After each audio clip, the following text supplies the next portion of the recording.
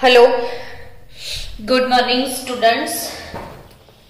हम कल के लेक्चर से थोड़ा आगे आज टॉपिक कवर करने वाले हैं। आराम से पढ़ो, जितना हो सके उतना। आज फिर से हम कंटिन्यू करते हैं। बच्चों, बीच बीच में अगर आपको कोई डाउट्स आते हैं तो बता देना, don't worry for that.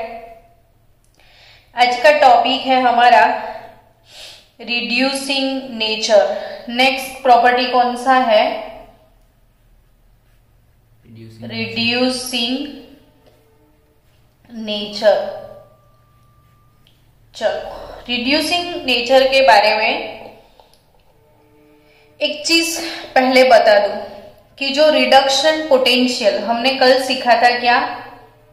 Reduction potential, E not reduction, यानी कि कोई भी मेटल हो या नॉन मेटल, इलेक्ट्रॉन गेन करने का टेंडेंसी, इलेक्ट्रॉन गेन करने की टेंडेंसी, जैसे सोडियम है, ठीक है, तो Na+ एक इलेक्ट्रॉन गेन करेगा तो कौन से स्पीसीज में कन्वर्ट होगा?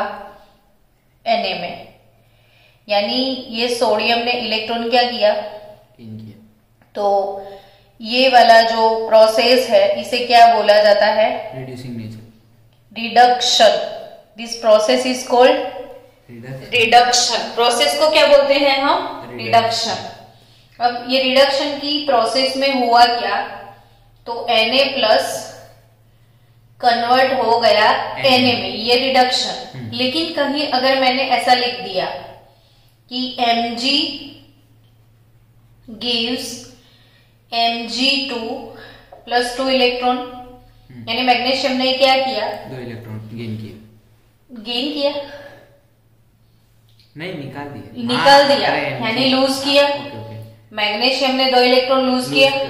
This process is called oxidation. Electron lose करने का प्रोसेस ऑक्सीडेशन, इलेक्ट्रॉन गेन करने का प्रोसेस। तो ये जो रिड्यूस स्पीसीज है इसे ऐसे लिखते हैं, और इसका जो पोटेंशियल है इसे ऐसे लिखते हैं, E। ऊपर जो लेबल है वो स्टैंडर्ड का है, क्योंकि जब ये जो पोटेंशियल जब भी मेजर करते हैं उस टाइम जो फैक्टर्स होते हैं, जैसे टेम्परेचर, प्रेशर, कंसंट्रेशन, वो सब स्टैंडर्ड होता है। तो उस टाइम जो पोटेंशियल मिलता है इसे स्टैंडर्ड पोटेंशियल बोलते हैं। तो ये लेबल स्टैंडर्ड का है। अब E नॉट Na+/Na कितना है? तो आपके पास टेक्स्ट बुक में पूरा EMF सीरीज है जो मैंने कल बताया था, और ये वाले चैप्टर में टेबल में भी दिया हुआ है सबका पोटेंशियल। तो सोडियम का कितना है?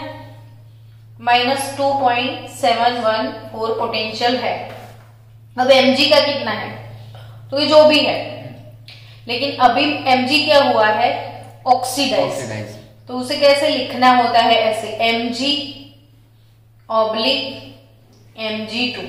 अगर ऐसे किसी ने लिख के दिया है तो ये वाला जो पोटेंशियल ऐसे लिखा है ये ऑक्सीडेशन पोटेंशियल है, क्योंकि ये प्रोसेस से पता चलता है कि ये ऑक्सीडाइज स्पीसीज दिखाया है। ये कौन सा स्पीसीज दिखाया है? रिड्यूस। और रिडक्शन और ऑक्सीडेशन में क्या डिफरेंस है वो एक्सप्लेन कर दूं जरा, कि E नॉट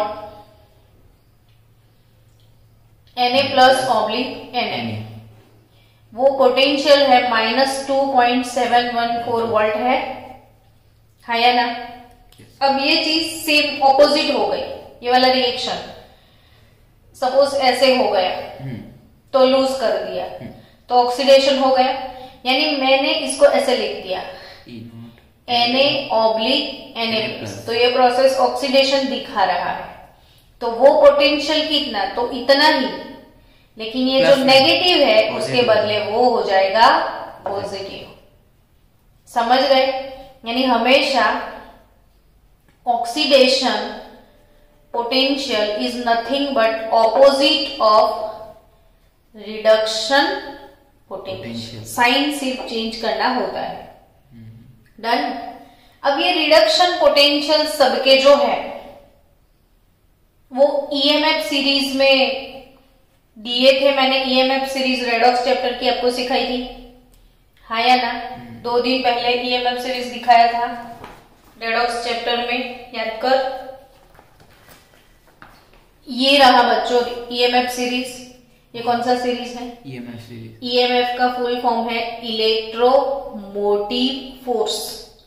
अब ये इलेक्ट्रोमोटिव फोर्स है क्या है, ये अगर तुझे कंफ्यूजन है तो मैंने ऑलरेडी वीडियो सेंड किया हुआ है इसके ऊपर भी। तो ये जिनके भी पोटेंशियल है ना वो कैसे निकाले गए, तो एज अ रेफरेंस हाइड्रोजन लिया था। कोई भी चीज ढूंढने के लिए कोई ना कोई रेफरेंस तो चाहिए ना, तो ये पोटेंशियल फाइंड करने के लिए एज अ रेफरेंस हाइड्रोजन को रखा था, क्योंकि हाइड्रोजन का 0 वोल्ट है ना। तो कैसे निकालते हैं वो उसका भी वीडियो है जो देख लेना आप डिटेल में। अब ये जो भी रिडक्शन पोटेंशियल है इसे ईएमएफ बोलते हैं। क्या बोलते हैं? ईएमएफ यानी इलेक्ट्रोमोटिव फोर्स। क्या बोलते हैं? Electromotive force. अब ये सबके जो रिडक्शन पोटेंशियल एक बार मिल गए, तो मिलने के बाद सबको ना डिक्रीजिंग ऑर्डर में अरेंज कर दिया, तो पूरा सीरीज मिल गया। और ये वाली सीरीज को क्या बोलते हैं हम? Electromotive force. हाँ, पर सीरीज क्या शॉर्टकट में ईएमएफ सीरीज। क्या बोलते हैं इसको? EMF series. अब ईएमएफ सीरीज कौन से ऑर्डर में है, डिक्रीजिंग या इंक्रीजिंग? डिक्रीजिंग ऑर्डर में। ये कौन से पोटेंशियल है? जो भी लिखे हुए हैं वो सारे रिडक्शन पोटेंशियल। पोटेंशियल हमारे पास दो होते हैं, ऑक्सीडेशन और रिडक्शन। लेकिन अकॉर्डिंग टू IUPAC उन्होंने बोला कि हर जगह कौन सा यूज करो? रिडक्शन। क्योंकि अगर मैं रिडक्शन यूज करती हूँ, कोई बंदा क्या कंपलसरी, मतलब कोई बंदे का मन में ये है कि मुझे रिडक्शन यूज नहीं करना है, वो क्या यूज किया करे? ऑक्सीडेशन। तो किसी का ये होगा, किसी का वो होगा, तो कोई एक चीज फिक्स करना होता है, तो वो किसने फिक्स कर दिया? IUPAC ने, कि भाई सब लोग कौन सा यूज करो? रिडक्शन। वो ऑक्सीडेशन वाला यूज मत करो, है ना। तो ये सारे रिडक्शन लिए सबके, फिर उनको डिक्रीजिंग ऑर्डर में अरेंज कर दिए। तो हम हाई टू लो मूव होते हैं। तो टॉप पर फ्लोरीन है और बॉटम में कौन है? लिथियम। ये चीज याद रखा करो, टॉप पे कौन है? फ्लोरीन, और बॉटम में लिथियम। फ्लोरीन ऑक्सीडाइजिंग एजेंट है, लिथियम रिड्यूसिंग एजेंट है। तो आप टॉप टू बॉटम जाओगे तो ऑक्सीडाइजिंग मतलब strength as a oxidizing agent decrease होगा, और strength of reducing agent increase होगा। डन। चलो अब इसी बात को लेके हम पहले एक प्रॉब्लम सॉल्व करते हैं। टेक्स्ट बुक में है प्रॉब्लम 10.2। हमारी टेक्स्ट बुक में कौन सा प्रॉब्लम दिया हुआ है? प्रॉब्लम 10.2। प्रॉब्लम 10.2 में सबके रिडक्शन पोटेंशियल दिए हैं। E0 Cl2/Cl- दिया है, वो है प्लस 1.36 वोल्ट। ठीक है। उसके बाद E0 I2/I- दिया है, वो है 0.53 वोल्ट। फिर उसके बाद E0 Ag+/Ag दिया है और वो है 0.79 वोल्ट। और फिर Na+/Na दिया है और वो है -2.71। और Li+/Li दिया है, वो है -3.04। ठीक है। अब कितना नाइस क्वेश्चन पूछ लिया है कि arrange the following ionic species in decreasing order of reducing strength। in decreasing order of reducing strength इनको अरेंज करना है। तो हम कैसे अरेंज करेंगे, इतना ही देखना है ना। तो कैसे अरेंज करेंगे बोलो? इनको डिक्रीजिंग ऑर्डर में अरेंज करना है। किसको? I- को, फिर Ag को, Cl- को, लिथियम को और सोडियम को। इनको अरेंज करना है डिक्रीजिंग ऑर्डर में। Strength as a reducing agent. पहले Li तो क्या करेंगे बच्चों?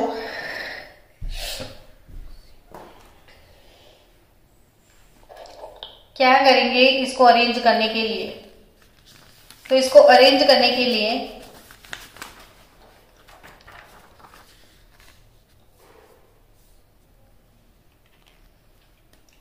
सबसे पहले आपको अरेंज करना है सबका पोटेंशियल। पहले एक सिंपल सा क्वेश्चन आपको सिखा दूं कि अगर आपको 3 पोटेंशियल दिए हैं, A plus oblique A 0.53 volt आपके पास है,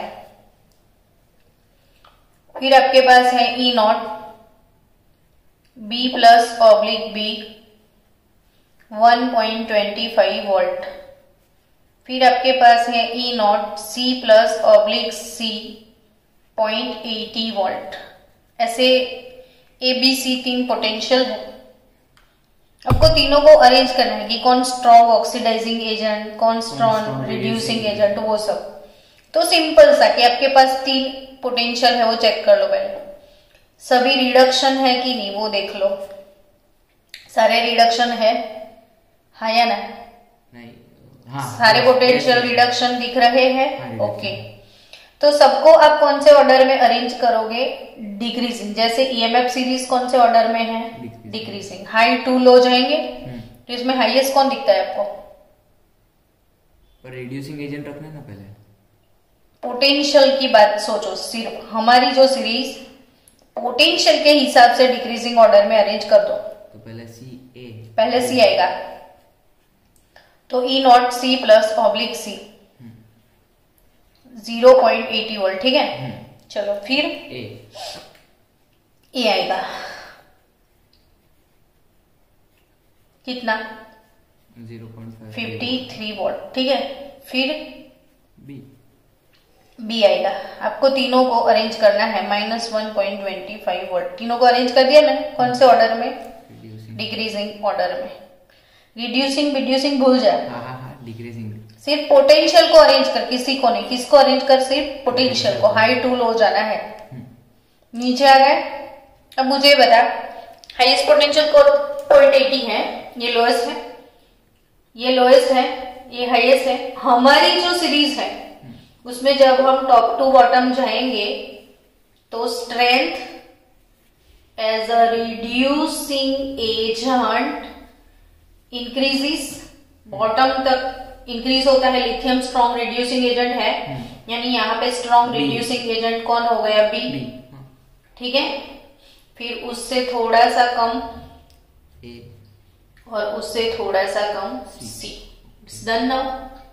तो वही क्वेश्चन आपको सॉल्व करना है कि डिक्रीजिंग ऑर्डर में रिड्यूसिंग एजेंट की स्ट्रेंथ को अरेंज करना है। अभी जितने पोटेंशियल है इसमें आपको हाईएस्ट कौन दिखता है? निकाल दीजिए। पोटेंशियल हाईएस्ट, हाँ, Cl का दिखता है ना? क्लोरीन, हाँ। पहले क्लोरीन आएगा, ठीक है।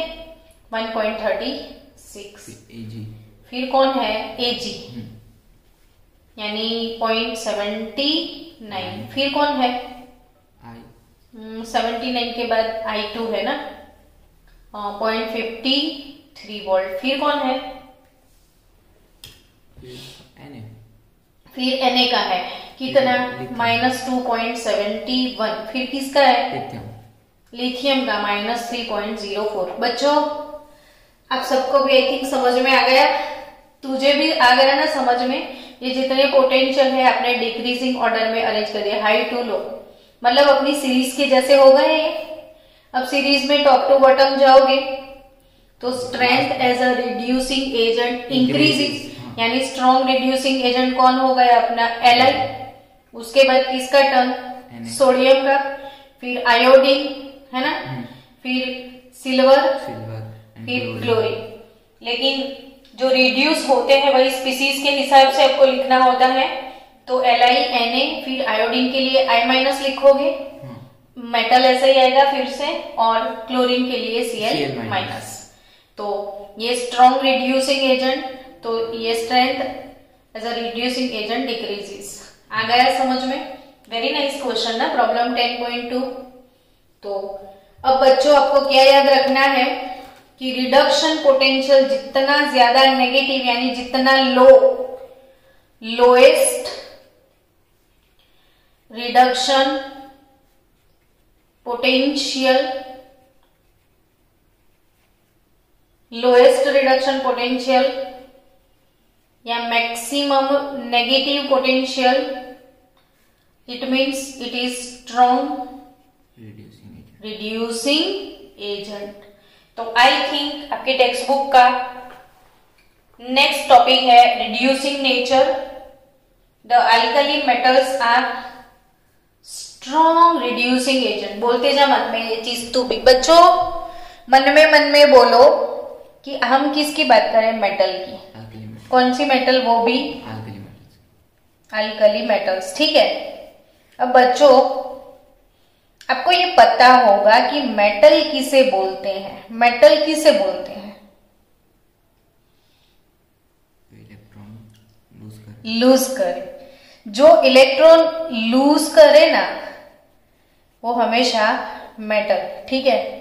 अब इसने इलेक्ट्रॉन लूज किया तो उसने क्या किया, अपना जो खुद का ऑक्सीडेशन करेगा वो कौन सा एजेंट होगा, रिड्यूसिंग एजेंट। तो यहां रट्टा मारने की कोई जरूरत है बिल्कुल भी नहीं। अगर कोई नॉन मेटल है, नॉन मेटल, तो वो इलेक्ट्रॉन क्या करता है, गेन करता है, तो वो नेगेटिव आयन बन गया। ये इलेक्ट्रॉन गेन किया तो इसका क्या हुआ, रिडक्शन हुआ। तो वो खुद का रिडक्शन करेगा, वो ऑक्सीडाइजिंग एजेंट होता है। खुद रिड्यूस होगा, दूसरों को ऑक्सीडाइज करेगा ना। रेडॉक्स में होता क्या है, तूने रेडॉक्स चैप्टर का एक भी फोल्डर नहीं देखा है अभी, इसीलिए ऐसा बिहेवियर है तेरा। हाँ तो वो पढ़ लेना, कल देख के आप पूरा रेडॉक्स, संडे तक हो जाना चाहिए। मंडे अगर रेडॉक्स का होमवर्क मुझे नहीं दिखाया तो तू रूम में घुस नहीं पाएगा। हाँ चलो बच्चों याद रखो, जिसका खुद का ऑक्सीडेशन होता है वो कौन सा एजेंट, रिड्यूसिंग एजेंट। तो मेटल हमेशा ऑक्सीडाइज होती रहती है, तो लिख दो ये सेंटेंस की all alkali metals are strong reducing agent. और ऑल अल्कली मेटल में भी स्ट्रॉन्ग कौन, लिथियम, क्योंकि लिथियम का पोटेंशियल पूरी ईएमएफ सीरीज में सबसे ज्यादा नेगेटिव है। समझ में आया, ठीक है। चलो तो the alkali metals are strong reducing agent, lithium being the most and sodium the least powerful। Clear, मतलब अल्कली मेटल लीना की रब से फरियाद, इसमें स्ट्रॉन्ग रिड्यूसिंग कौन, लिथियम, और लीस्ट रिड्यूसिंग वही ग्रुप में सोडियम। ग्रुप की बात है, पूरे ग्रुप में स्ट्रॉन्ग लिथियम और least sodium. Done. The standard electrode potential which measure the reducing represent the overall change.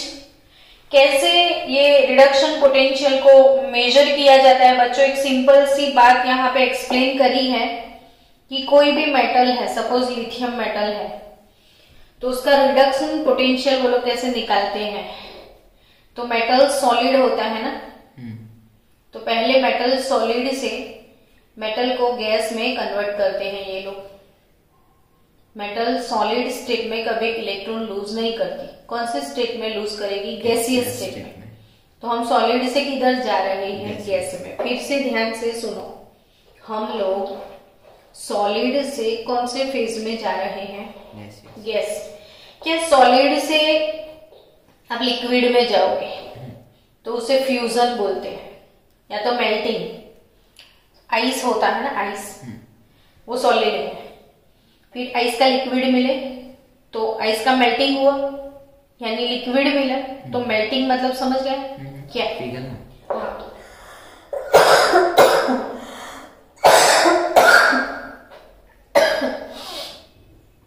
तो सॉलिड से डायरेक्ट गैस में जाओ उसे क्या बोलते हैं वो बताओ। सॉलिड से सीधा अगर आप गैस में चले गए तो वो प्रोसेस को क्या बोलते हैं, सब्लिमेशन। सब्लिमेशन, कॉम्प्लीमेशन। यस, ये क्या होता है, सब्लिमेशन, यानी solid to direct gas phase. तो अच्छा ये बता, जब हम सॉलिड से गैस में जाते हैं तो हीट एब्जॉर्ब होता है या रिलीज होता है, रिलीज।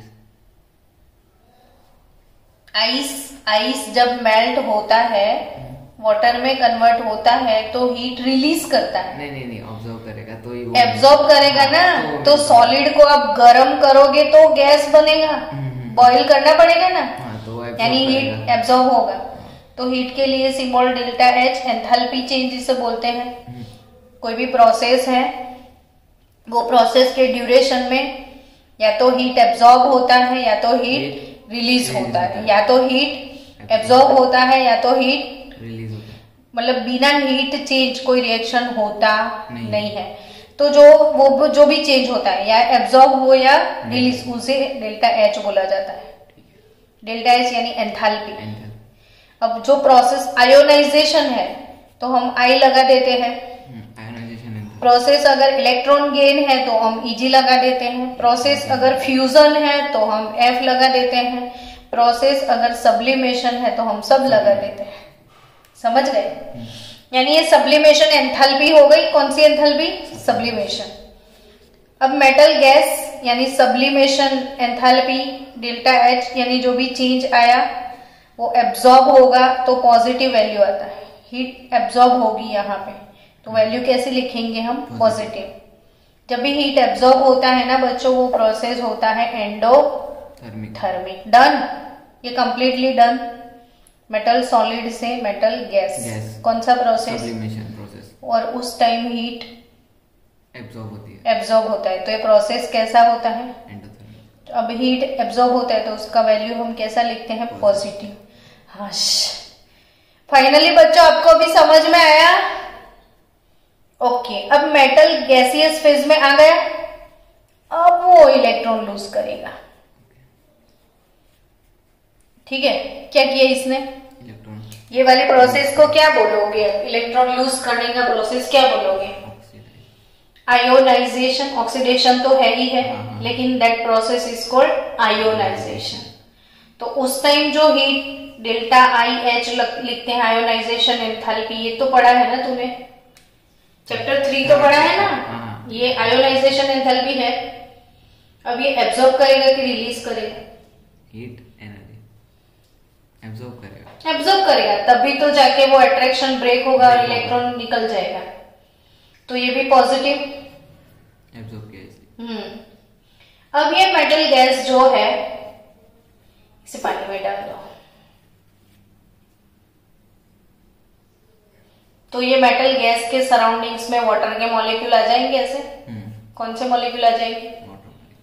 तो वो बन जाएगा M+ एक्वियस। हाँ या ना? बच्चों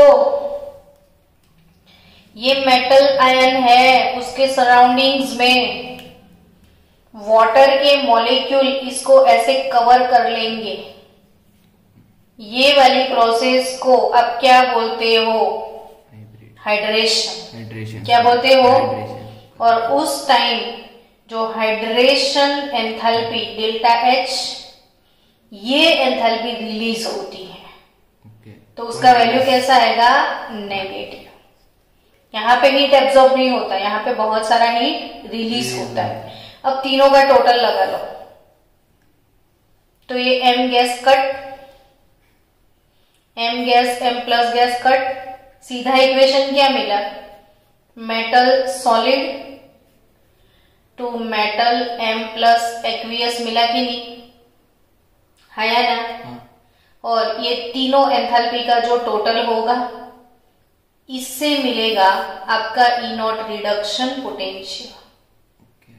अब आपको समझ में आएगा ये सारी प्रोसेस के बाद। हाँ, अब समझ में आएगा कि ये E0 रिडक्शन जो है वो लिथियम का हाईएस्ट क्यों है।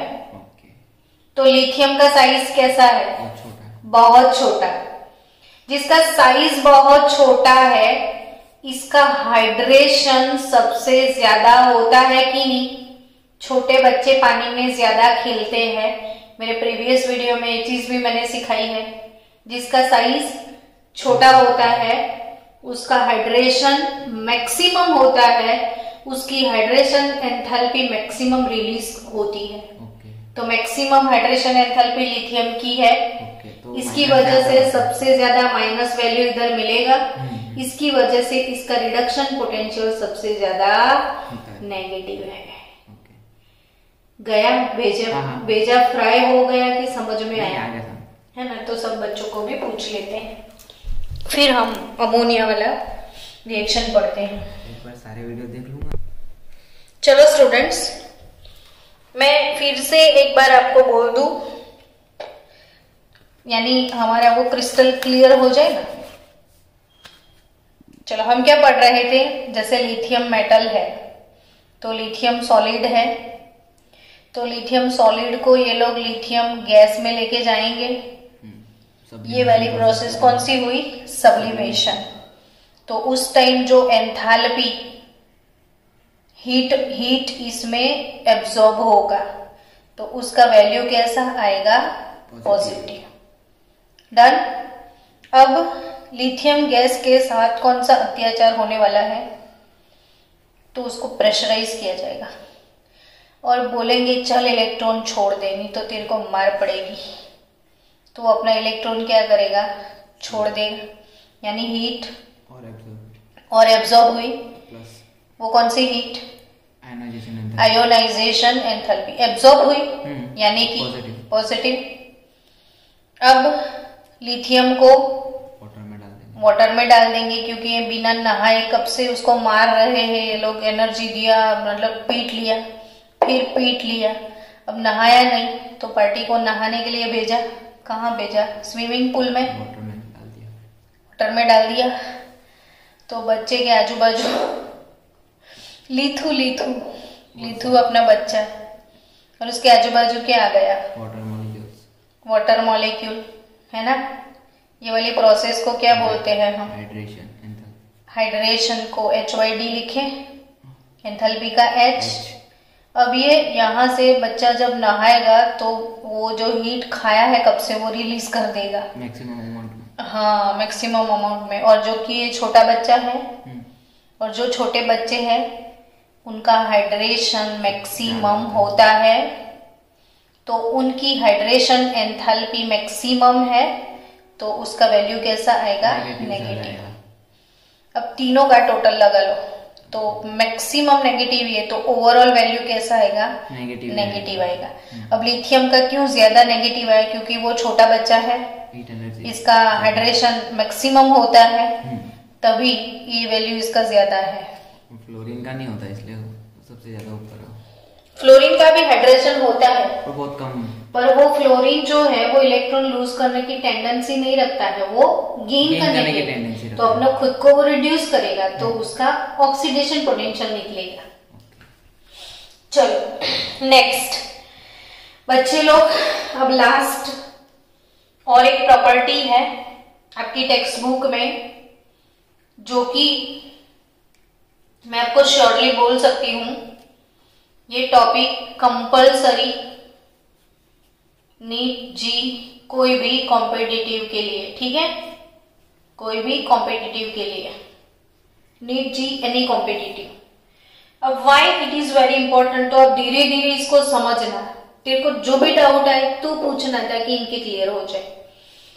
हम एक बहुत अच्छा टॉपिक डिस्कस करने के लिए जा रहे हैं और ये टॉपिक के ऊपर आपको गूगल पे वीडियो मिलेगा, तो आप खुद देखोगे कितना मस्त कलर है। लाइव प्रैक्टिकल जो मैंने सोडियम के प्रैक्टिकल भेजे थे ना, वैसा ये प्रैक्टिकल भी आपको मिलेगा कि सॉल्यूशंस इन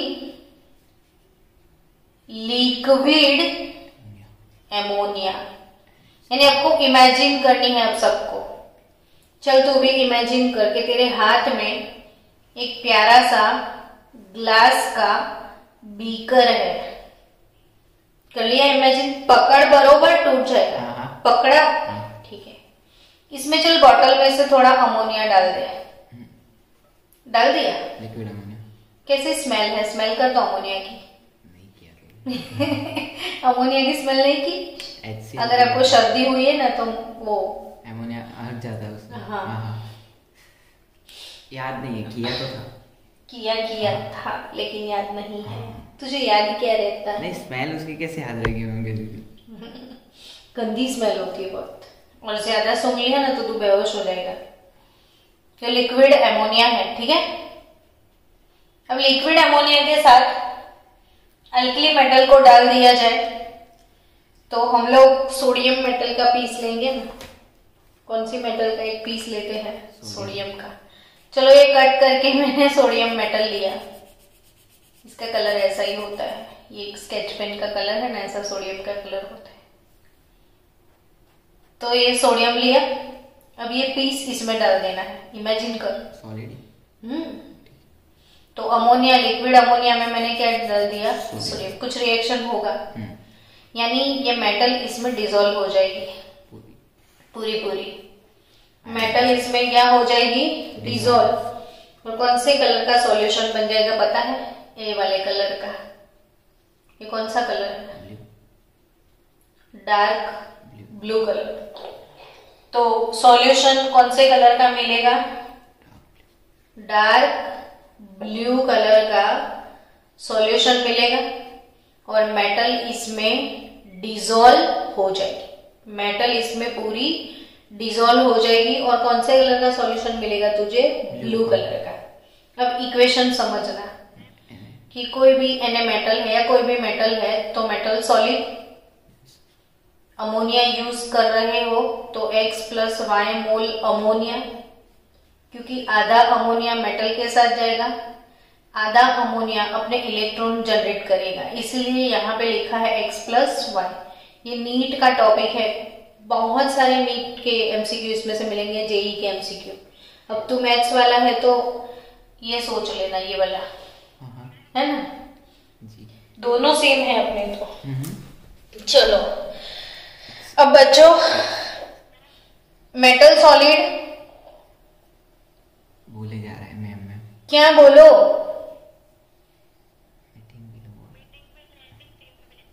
3 मिनट तो है ना अभी, 3 मिनट के बाद देखेंगे। तू चेयर पे बैठ जा, देखते रहना कि इधर ही बैठना है। मैं ऐसा पूछ रहा हूँ, एक्स किसको प्रीफर करता है, वाई किसको? वही तो आगे बढ़ते हैं ना। अच्छा ऐसा ही क्या? एक्स किसको प्रीफर करता है, मेटल को। तो मेटल Na3X, मेटल Na3X हो गया, मेटल Na3X प्लस, ये है अमोनिएटेड आयन। ये क्या है, अमोनिएटेड। जैसे देख, लिक्विड ये गैस था, मैंने इसको पानी में डाल दिया तो ये एक्वियस बन गया था। ये क्या बन गया था, एक्वियस। तो अगर ये अमोनिया डाला, पानी के बदले क्या डाल दिया, अमोनिया, तो ये जो आयन है उसके पीछे अमोनिया ऐसे चले जाएगा। जैसे कौन घूम रहा है इसके, वाटर मॉलिक्यूल। हाँ, तो ऐसे सॉल्वेंट के किसके मॉलिक्यूल इसके आजू बाजू घूमेंगे, मेटल के आजू बाजू अमोनिया के मॉलिक्यूल घूमेंगे। आया समझ में? तो ऐसे आयन को हम क्या बोलेंगे पता है, अमोनिएटेड आयन। इसको क्या बोलेंगे हम, अमोनिएटेड आयन। आया समझ में? ये क्या है, अमोनिएटेड आयन। यानी X किधर जाएगा वो पूछ रहा था ना तू मुझे, कि X मोल अमोनिया मेटल के साथ गया, मतलब आधा अमोनिया मेटल को सराउंड करने में लग गया, और आधा इलेक्ट्रॉन छोड़ने वाला है। तो जो Y मोल अमोनिया है, इससे इलेक्ट्रॉन फ्री हो जाएंगे, तो थोड़े फ्री इलेक्ट्रॉन मिलेंगे। अब 2 दिन पहले मैंने एक चीज समझाई थी तुझे, कि जिसमें अनपेड इलेक्ट्रॉन होते हैं, वो UP मैंने ऐसा सिखाया था। U मीन्स अनपेड इलेक्ट्रॉन और P मीन्स पैरामैग्नेटिक, वो मैग्नेट से चिपकता है। तो ये सॉल्यूशन पैरामैग्नेटिक हुआ कि नहीं? ये सॉल्यूशन कैसा हुआ, पैरामैग्नेटिक, क्योंकि इसमें फ्री इलेक्ट्रॉन्स है। डन। और जब भी किसी में फ्री इलेक्ट्रॉन्स होते हैं तो वो लोअर एनर्जी ऑर्बिट से जंपिंग जपक करके हायर एनर्जी ऑर्बिट में मूव ऑन होते हैं। वीडियो नंबर 1 देख के आना। और हायर एनर्जी से कहाँ आते हैं, लोअर। अगर अनपेड इलेक्ट्रॉन किसी में है तो वो बंदा हमेशा कलरफुल भी होगा, इलेक्ट्रॉन की जंपिंग जपक की वजह से। तो इसीलिए इसका कलर कौन सा है, ब्लू कलर। ऐसे सारे अल्कली मेटल्स का अलग अलग एग्जैक्टली नहीं, मोस्टली ब्लू सबके है, कलर ब्लू है मोस्टली, थोड़ा बहुत कलर वेरिएशन मिलेगा। आया समझ में? तो चलो बच्चों, ये इक्वेशन नीट जी के लिए आप अच्छे से याद रखना। खत्म? तो कभी आया नहीं इसमें डोंकी। चलो स्टूडेंट्स, तो आई थिंक ये इक्वेशन सबको समझ में आ गया, जो पक्के से याद रखना है। अब फिर से आराम से लिखते हैं हम लोग, ताकि आपका प्रिपेयर हो जाए एकदम ध्यान से। तू ही बोलना, ये मेटल सॉलिड हो गई, इसको किस चीज में डालना है? अमोनिया में।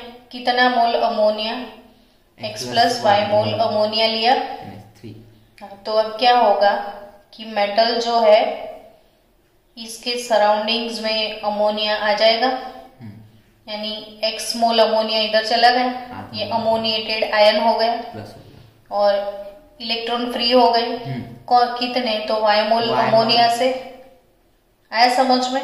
तो ये नेगेटिव। अब due to this free electron it has dark blue colour and also it is paramagnetic. पर मैंगनेट नहीं, वो थोड़ा नहीं, वो बुरा। कैसा हो गया ये? Para magnetic. कैसा हो गया? Para magnetic. चलो अब धीरे धीरे the solutions are paramagnetic and on standing slowly, यानी थोड़ी देर आप वेट करोगे तो ये सारे फ्री इलेक्ट्रॉन ये मेटल गेन कर लेगा। ये इलेक्ट्रॉन को कौन गेन करेगा? मेटल। यस, जो भी मेटल है, तो वो मेटल M प्लस जो कि अमोनिएटेड है, अमोनिएटेड यानी AM, एक्वियस तो AQ और अमोनिएटेड तो AM, तो वो इलेक्ट्रॉन गेन करेगा। अमोनिया तो इसमें है NH3 लिक्विड, तो MnH2 मेटल NH2 क्या मिलेगा? मेटल NH2 और half mole hydrogen gas release हो जाएगा, यानी सारे के सारे इलेक्ट्रॉन खत्म हो गए। अब तो थोड़ी देर बाद अगर आप खड़े रहोगे तो पैरामैग्नेटिक बिकम डायमैग्नेटिक। जब तक फ्री इलेक्ट्रॉन थे तब तक वो पैरामैग्नेटिक था, तब तक वो इलेक्ट्रिसिटी कंडक्ट करता था। जैसे ही सारे इलेक्ट्रॉन ऐसे गुजर गए, कोई फ्री इलेक्ट्रॉन नहीं रहा, तो वो कैसा हो गया? और कलर भी चेंज हो गया, डार्क ब्रॉन्ज कलर का लिक्विड हो गया। अब ये लाइव प्रैक्टिकल आप देखो गूगल पे तो आपको मजे आए कि देखो मेटल डाला, ऐसा कलर आया, थोड़ी देर के बाद ऐसा कलर आया, ये पैरामैग्नेटिक था नहीं था, वो सारी चीजें उसमें एक्सप्लेन करी है। तो आप गूगल पे लिखोगे क्या? Reaction of alkali metal with ammonia, ऐसा लिखना तो वीडियोस मिलेंगे। चलो तो ये डन। चलो अगर ये सोडियम होता, वो इलेक्ट्रॉन गेन करता, अमोनिया लिक्विड से रिएक्ट करता, तो NaNH2 मिलता ना, और half mole gas hydrogen release हो जाता। तो इसे बोलते हैं हम सोडामाइड। क्या बोलते हैं इसे? सोडामाइड। क्या बोलते हैं? सोडामाइड, है ना, सोडामाइड। तो चलो डायमैग्नेटिक ब्रॉन्ज कलर सब पता चल गया। अब लास्ट टॉपिक बचा है यूजेस ऑफ अल्कली मेटल्स। तो यूजेस आप खुद नहीं पढ़ सकते बच्चों, कि नहीं पढ़ सकते तो कोई बात नहीं, कल हम यूजेस से आगे बढ़ेंगे, या इवनिंग सेशन में मैं आपको वीडियो भेज दूंगी इसके, ले जा। हाँ वो चाहिए। तो स्टूडेंट्स नेक्स्ट वीडियो में आगे के प्रॉपर्टीज पढ़ेंगे।